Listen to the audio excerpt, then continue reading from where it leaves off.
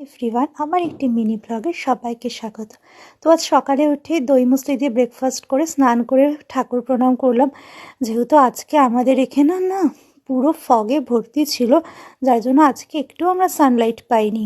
দেন আমি স্টাডি কন্টেন্টের এই স্লাইডগুলো বানাচ্ছিলাম। তারপর উঠে দেখলাম মা পালং পাতার বড়া বানাচ্ছিল। তো লাঞ্চে ছিল পালং পাতার বড়া, ভাত, বড়ি দিয়ে শাক আর চিকেন কষা। তারপর লাঞ্চটা কমপ্লিট করে আমি আবার কাজ নিয়ে বসলাম।